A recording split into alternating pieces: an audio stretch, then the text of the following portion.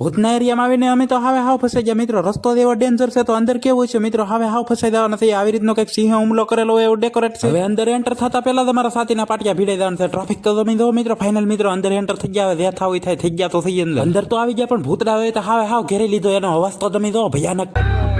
આ ભાઈ તો વડલા રેટિંગ એને હવે હાવ બીરાઈ દીધા. એનો અવાજ તો તમે સાંભળો.